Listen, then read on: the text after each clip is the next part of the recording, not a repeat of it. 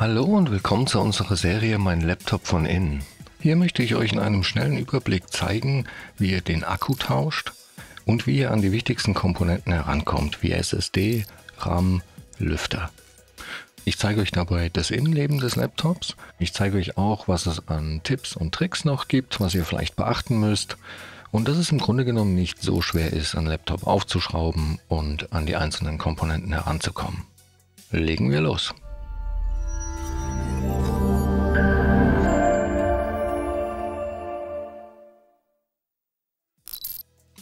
So, wir haben hier ein Lenovo, und zwar ein ThinkBook, wie man hier sehen kann.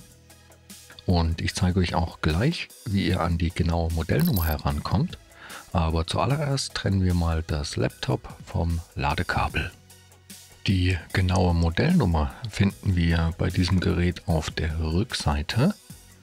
Und zwar hier, ziemlich schlecht zu lesen. Und mit dieser Nummer findet ihr auch auf unserer Shop-Seite sehr einfach die Ersatzteile. Generell kann man noch sagen, dass ein Displaytausch hier relativ einfach ist. Man muss dafür nur den Frontrahmen abnehmen und kann das Display dann tauschen. Die Tastatur kommt zusammen mit dem Topcase und dafür muss man dann alles aus dem Gehäuse nehmen.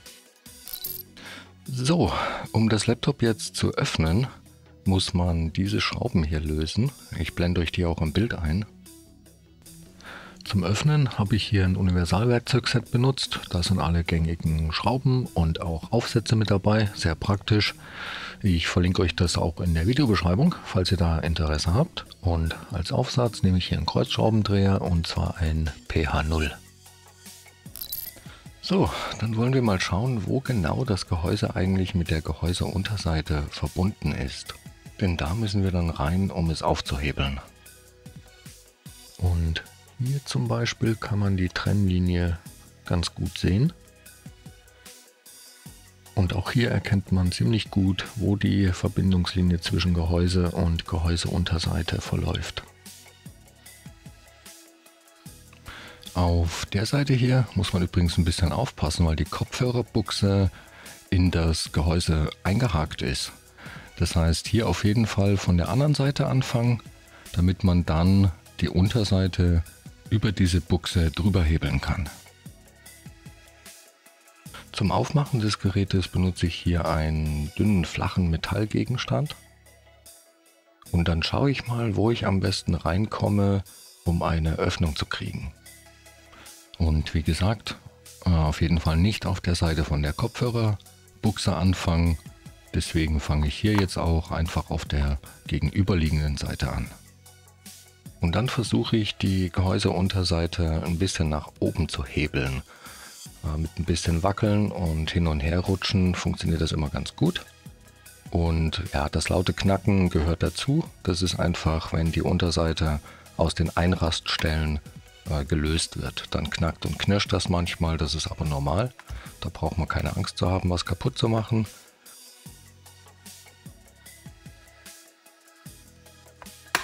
Wenn es irgendwie gar nicht geht, dann nicht mit Gewalt. Lieber nochmal schauen, ob alle Schrauben raus sind oder ob man da vielleicht vergessen hat, eine zu lösen.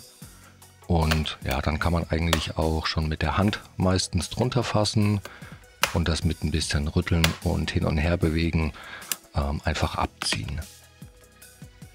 Und ja, ich bin jetzt hier super vorsichtig, aber nicht, weil man was kaputt machen kann. Einfach nur, weil ich das Gehäuse auf keinen Fall verkratzen will.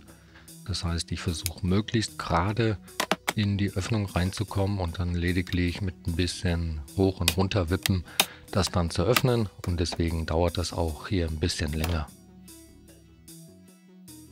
So, jetzt da wir die Unterseite gelöst haben, könnt ihr sie auch mal von innen sehen. Und so sieht dann das Gerät von innen aus.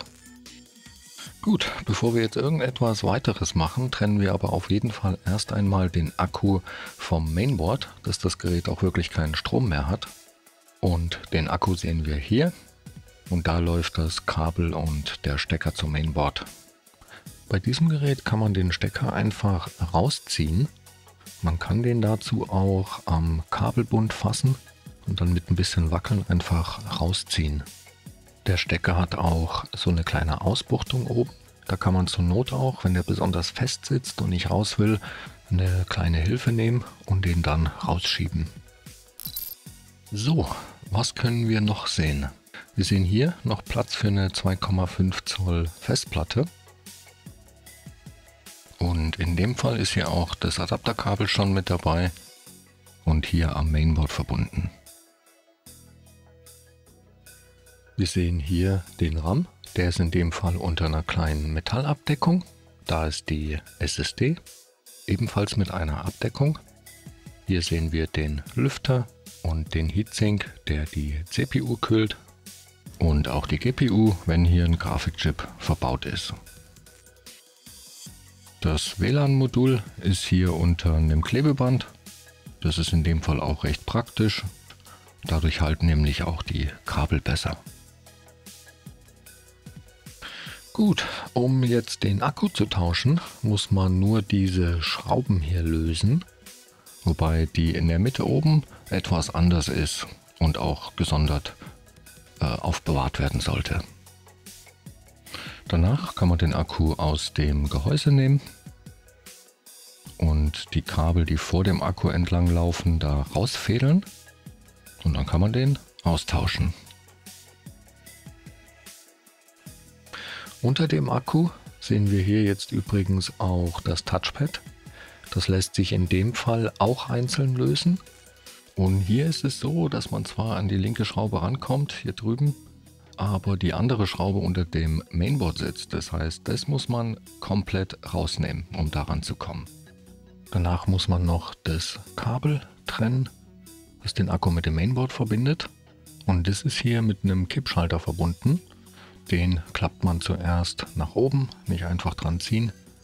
Und dann kann man das Kabel aus dem Stecker ziehen.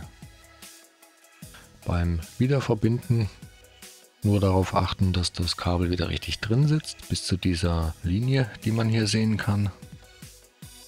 Bis dahin einfach wieder reinstecken, dann den Stecker einfach wieder zuklappen. Um an den RAM zu kommen, muss man erstmal diese Metallabdeckung abnehmen. Die Metallabdeckung zieht man einfach nach oben hin ab. Wobei ich jetzt ehrlich gesagt nicht an der Schlaufe ziehen würde. Die reißt nämlich einfach auch super schnell mal ab. Also da schon eher einfach mit den Fingern oder mit einem Gegenstand drunter hebeln und die dann so ein bisschen nach oben hin einfach hochziehen. Da einfach nur drauf aufpassen, dass man am Mainboard selber jetzt nichts kaputt macht, deswegen seitlich. Ja, und dann kann man die einfach nach oben hin abziehen und kommt so an den RAM ran. Und um den eigentlichen RAM jetzt zu tauschen, zieht man nur diese beiden Klammern hier ein bisschen nach außen. Dann kommt einem der RAM so ein bisschen entgegen und man kann den einfach rausziehen. Umgekehrt geht genauso einfach, in den Slot stecken und nach unten drücken, bis die beiden Klammern wieder einrasten. Die Abdeckung steckt man einfach von oben wieder auf diese Clips hier drauf. Hier sehen wir die Clips mal von nahem.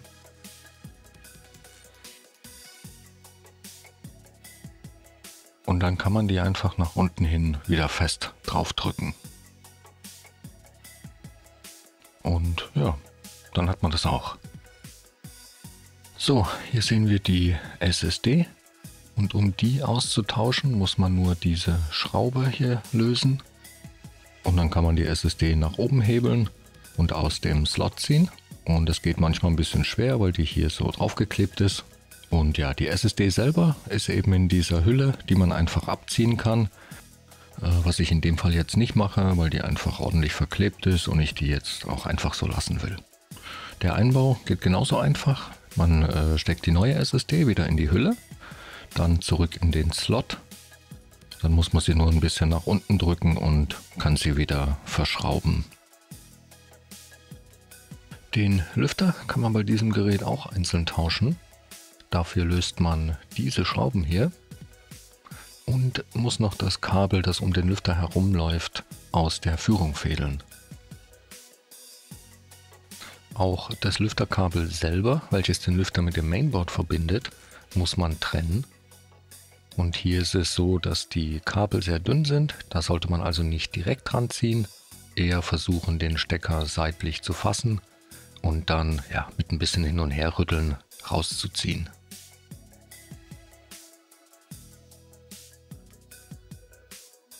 Sind die Schrauben dann entfernt und alle möglichen Kabel aus der Führung draußen, kann man den Lüfter einfach aus dem Gehäuse nehmen und gegebenenfalls durch einen neuen ersetzen.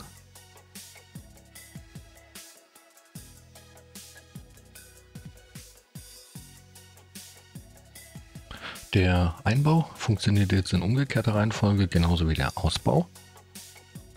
Wir legen den Lüfter wieder in seine Position und auch die Kabel wieder in die Führung einfädeln.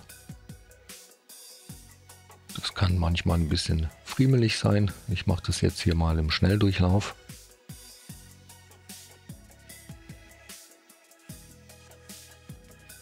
Können ihn dann verschrauben.